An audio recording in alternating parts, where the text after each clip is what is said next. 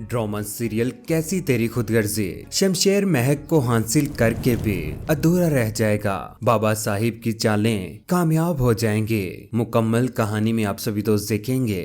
शमशेर बाबा साहिब की वो बिगड़ी हुई औलाद है जो दूसरों के ऊपर जुल्म ढा रहा है। महक के घर वालों को बहुत ज्यादा तंग कर रहा है। महक के पीछे हाथ धोकर पड़ चुका है। उसने भी फैसला कर लिया है कि वो अब महक को हासिल करके रहेगा। जैसे ही महक कॉलेज में जाती है तो उसके पीछे पीछे आ जाता है, क्योंकि घर वालों ने महक को कहा होता है कि तुम हिजाब करके और बुर्का पहन के जाया करो ताकि तुम्हें शमशेर पहचान ना सके। जैसे ही महक कॉलेज में एंटर होती है तो उसके बाद वो उसका हाथ पकड़कर खींचकर घसीटते हुए सबके सामने गाड़ी में बिठाकर वहां से ले जाता है। उसके साथ वक्त गुजारने की भी कोशिश करता है कि उससे भी उसके साथ मोहब्बत हो जाए, लेकिन जबरदस्ती मोहब्बत कैसे होगी महक को। उधर महक के अब्बा को जब से जेल से निकाला गया उसके बाद तो वो बहुत ज्यादा परेशान हो चुका है। उसने फैसला कर लिया है कि वो अब बहुत जल्द अपनी बेटी की शादी कर देगा। बचपन में ही महक की मंगनी अहसन के साथ कर दी गई थी और उसके अब्बा फैसला कर लेते हैं कि उसकी शादी अब जल्द अज जल्द अहसन के साथ कर दी जाए। नाहिद बेगम अपनी बेटी महक को कहती है कि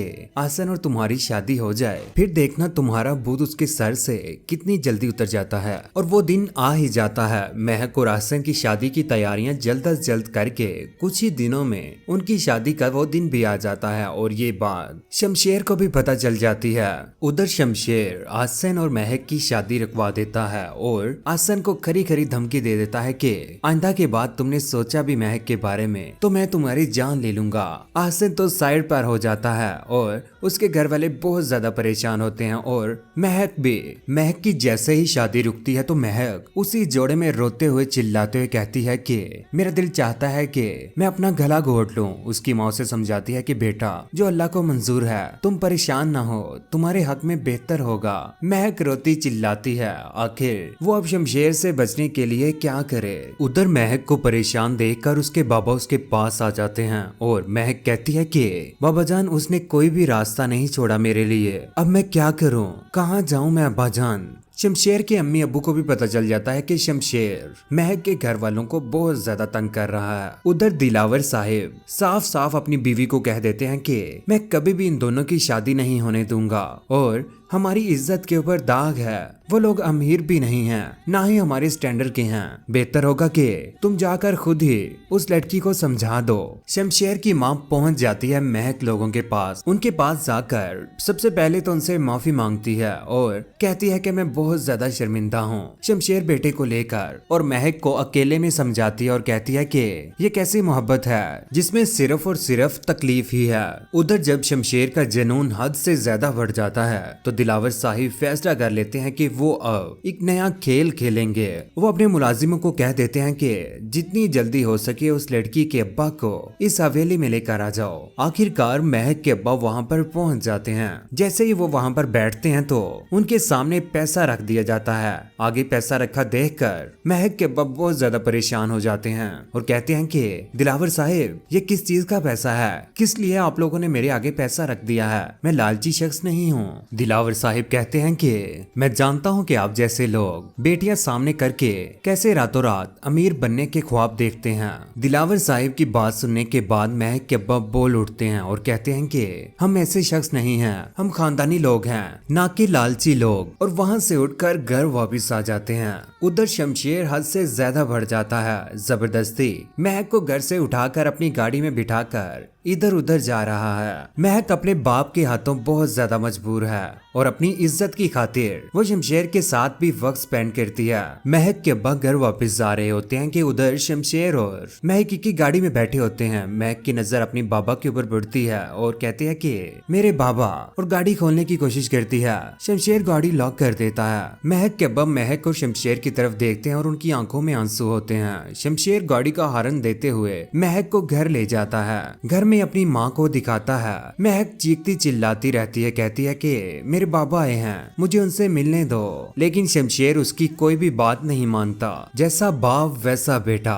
दिलावर साहिब कहते हैं कि अगर आप अपने आप को और अपनी बेटी को यहाँ से लेकर कहीं दूर न चले गए ना, तो मेरा नाम भी दिलावर साहिब नहीं। धोखेबाजी के इल्जाम में आपको और आपकी पूरी फैमिली को जेल में ना डलवा दिया तो कहना आप। उधर शहर में बढ़ते हुए जराइम और दिलावर साहिब की गुंडागर्दी को देखकर और शमशेर की गुंडागर्दी, एक पुलिस मुलाजिम हायर किया जाता है उस शहर में, जो उस शहर के सारे निजाम को बहुत अच्छे तरीके से देखता है। न तूफान देखता है न बारिश, 24 घंटे वो ईमानदारी के साथ ड्यूटी देता है। उसकी नजर दिलावर साहिब और शमशेर साहिब के घर के ऊपर है, क्योंकि दिलावर साहिब ने भी बड़े बड़े गुंडे हायर कर लिए हैं, क्योंकि इस बार वो महक और उसके पूरे खानदान को तबाह करने वाला है। उधर शमशेर की जिद पर आखिरकार दिलावर साहिब और उसकी बीवी हाँ कर देती है महक के रिश्ते के लिए कि उसकी शादी महक के साथ कर दी जाएगी। लेकिन बीच ही बीच में दिलावर साहिब ने बड़े बड़े गुंडे बुला रखे हैं। वो गुंडे जो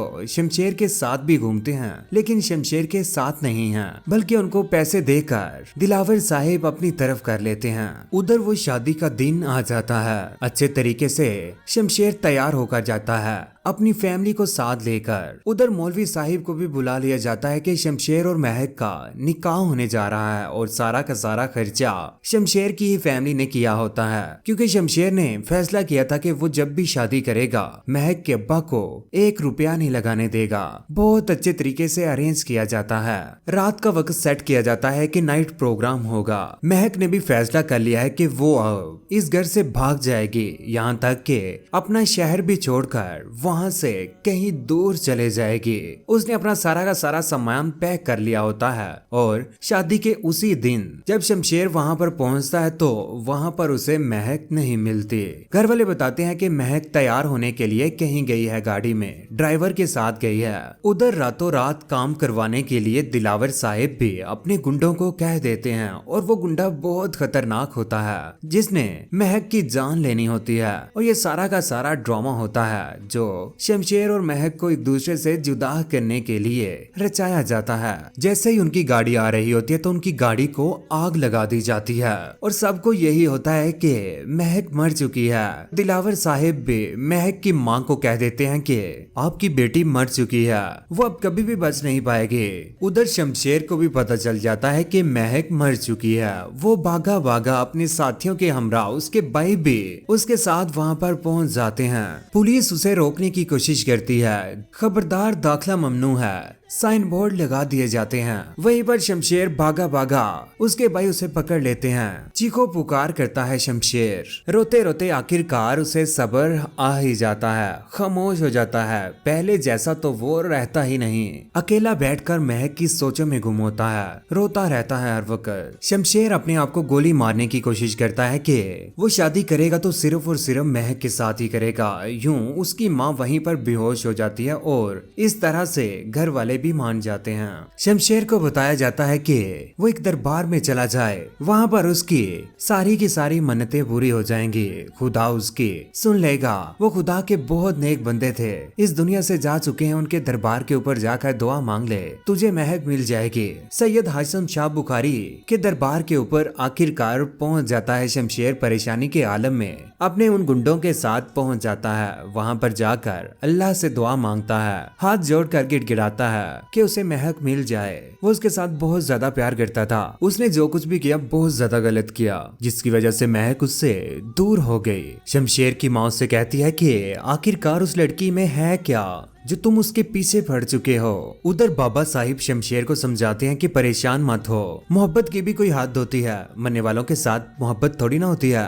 शमशेर कहता है कि मोहब्बत की कोई हद नहीं होती, एक बार ये मोहब्बत जब किसी को अपनी हद में ले लेती है ना तो फिर बेहद होती है। आखिरकार सच्ची मोहब्बत को रास्ता मिल ही गया। उधर शमशेर के सामने आखिरकार महक आ ही जाती है। शमशेर खुदा से माफी मांग लेता है और उसने फैसला कर लिया कि वो इस बार उसे महक मिल गई तो उसके साथ सच्ची मोहब्बत करेगा, उसे तंग नहीं करेगा। उधर महक अपना सामान लेकर रिक्शे के ऊपर जैसे ही बैठने लगती है तो उसके सामने महक आ जाती है। वो महक को पकड़ लेता है और उसकी तरफ देखता है, उसकी आंखें खुली की खुली रह जाती हैं। महक अपना वहां पर सामान छोड़कर वहां से भाग जाती है। उसके पीछे पीछे शमशेर भी भाग रहा है। महक कमरे में जाकर छुप जाती है और शमशेर भी उसके पीछे पीछे होता है। महक कमरा बंद कर लेती है और वहां पर बैठ जाती है। शमशेर उस दरवाजे को दिक्का मारकर दरवाजा खोल लेता है। दरवाजा जैसे ही खुलता है आगे महक परेशान हो जाती है। उसे समझ नहीं आता कि शमशेर उस तक कैसे पहुंच गया है। उसने इतनी बचने की कोशिश की, दोबारा से शमशेर को ही मिल गई वो। यूं शमशेर महक को अपने प्यार में दोबारा से लाएगा और उसे कहेगा कि मैं तुम्हारे साथ बहुत ज्यादा प्यार करता हूँ। और यूं वो दोनों एक दूसरे के साथ शादी भी कर लेंगे। और शादी के उसी दिन महक बैठी होगी कि उसके पास शमशेर आएगा। शमशेर आकर उसके आगे हाथ बढ़ाने की कोशिश करता है। महक आगे से भाग जाती है क्योंकि महक डर चुकी है शमशेर से। उसने पहले जैसा उसका गुस्सा देखा था, लेकिन इस बार शमशेर चेंज हो चुका है। शमशेर उसका हाथ पकड़ लेता है, उसके साथ बहुत ज्यादा खुश होता है और महक भी।